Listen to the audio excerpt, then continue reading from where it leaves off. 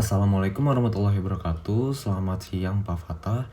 Izin memperkenalkan diri. Perkenalkan, nama saya Hafiz Nur Karim dari Prodi Ilmu Keolahragaan dengan NIM 1603625014. Pada kesempatan kali ini, izinkan saya ingin menjelaskan intisari dari perkuliahan mata kuliah Pendidikan Agama Islam dari awal kuliah hingga saat ini.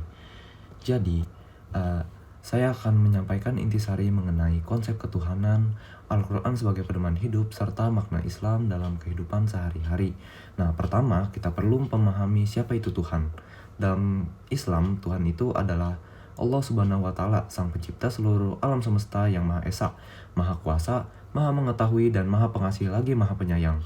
Allah adalah sumber dari segala kehidupan dan tempat manusia untuk bergantung. Segala sesuatu yang ada di langit dan di bumi merupakan ciptaannya. Karena itu, manusia wajib mengakui keesaan Allah Subhanahu wa Ta'ala, beribadah hanya kepadanya, serta menjadikannya sebagai tujuan hidup dalam menjalani kehidupan. Lalu, mengapa manusia itu harus bertuhan? Nah, manusia ini merupakan makhluk hidup yang memiliki keterbatasan dalam kehidupan. Setiap orang akan menghadapi berbagai ujian, kesulitan, dan ketidakpastian. Dengan memiliki keimanan kepada Allah, manusia memperoleh pedoman hidup, ketenangan hati, harapan, serta tujuan hidup yang jelas. Keimanan juga membentuk akhlak yang baik, menumbuhkan rasa syukur, sabar, jujur, dan bertanggung jawab. Oleh karena itu, bertuhan itu bukan hanya menjadikan kewajiban agama, tetapi juga menjadikan kebutuhan spiritual manusia.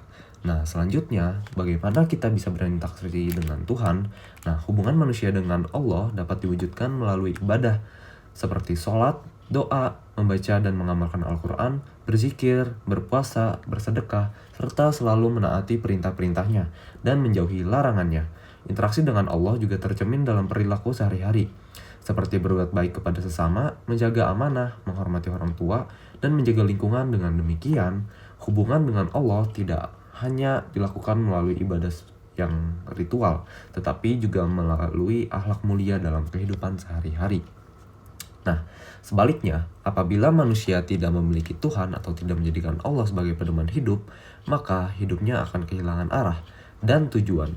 Nah, tetapi tanpa nilai-nilai ketuhanan, seseorang lebih mudah terjerumus pada perilaku yang merugikan diri sendiri maupun orang lain. Kehidupan orang dapat dipenuhi kegelisahan, kesombongan, dan hilangnya rasa tanggung jawab. Oleh sebab itu, keimanan kepada Allah menjadi fondasi utama untuk membangun kehidupan yang damai, bermakna, dan penuh keberkahan. Sebagai umat Islam, pedoman utama dalam menjalani kehidupan adalah Al-Quran. Al-Quran merupakan kitab suci yang diturunkan Allah kepada Nabi Muhammad SAW melalui malaikat Jibril sebagai petunjuk bagi seluruh umat manusia. Al-Quran bukan hanya menjadi kitab bacaan, tetapi juga menjadi sumber ajaran yang mengatur hubungan manusia dengan Allah, hubungan dengan sesama manusia, dan hubungan dengan alam semesta. Proses turunnya Al-Quran ini berlangsung secara bertahap selama kurang lebih 23 tahun. Wahyu pertama kali diterima oleh Nabi Muhammad SAW adalah surat Al-Alaq ayat 1-5 ketika beliau sedang berada di Gua Hira. Lalu turunnya Al-Quran ini secara berangsur-angsur memiliki hikmah yang sangat besar, yaitu agar lebih mudah dipahami, diamalkan, menguatkan hati Nabi Muhammad SAW, serta menjawab berbagai persoalan yang dihadapi masyarakat pada saat itu. Dibandingkan dengan pedoman hidup lainnya, Al-Quran memiliki keunggulan yang istimewa. Nah, isi Al-Quran ini tetap terjaga keasliannya sejak pertama kali diturunkan. Hingga saat ini, ajaran yang bersifat universal, relevan sepanjang zaman, dan mencakup seluruh aspek kehidupan. Hingga mulai dari akidah, ibadah, akhlak, hukum, pendidikan, ekonomi, hingga kehidupan sosial. Al-Quran ini juga menjadi sumber inspirasi bagi perkembangan ilmu pengetahuan dan peradaban manusia. Al-Quran memberikan hidayah atau petunjuk kepada manusia agar mampu membedakan mana yang baik dan mana yang salah. Lalu melalui ayat-ayatnya, manusia diajak untuk berpikir, merenung, meningkatkan keimanan, serta memperbaiki akhlak. Hidayah dari Al-Quran dirasakan oleh orang-orang yang membaca, memahami, menghayati, dan mengamalkan isi kandungannya dalam kehidupan sehari-hari. Selain itu, Al-Quran juga memiliki peran besar dalam perubahan sosial. Nilai-nilai yang diajarkan Al-Quran seperti keadilan, persaudaraan, kejujuran, tolong-menolong, dan kepedulian sosial merupakan yang mendominasi untuk menjadi manusia yang beradab. Sejarah membuktikan bahwa Al-Quran berhasil mengubah masyarakat Arab yang sebelumnya dipenuhi perpecahan menjadi masyarakat yang berakhlak mulia dan peradaban tinggi. Di era modern saat ini, Al-Quran memiliki relevansi yang sangat kuat, meskipun perkembangan ilmu pengetahuan dan teknologi berlangsung sangat pesat dan manusia tetap membutuhkan pedoman moral spiritual agar tidak kehilangan arah. Al-Quran mengajarkan keseimbangan antara kemajuan dunia dan kehidupan akhirat.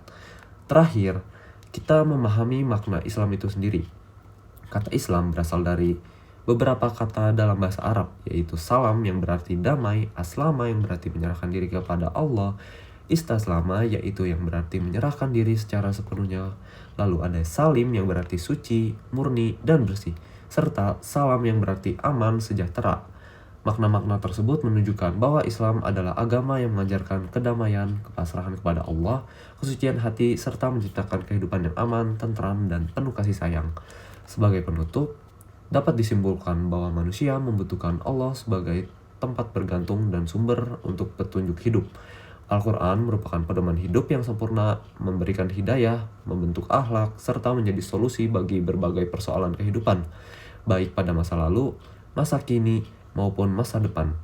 Dengan memahami dan mengamalkan ajaran Islam secara benar, kita dapat menjadi pribadi yang beriman, berilmu, berakhlak mulia, serta mampu memberikan manfaat bagi diri sendiri, masyarakat, bangsa, dan agama.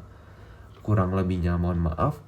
Cukup sekian. Wassalamualaikum warahmatullahi wabarakatuh.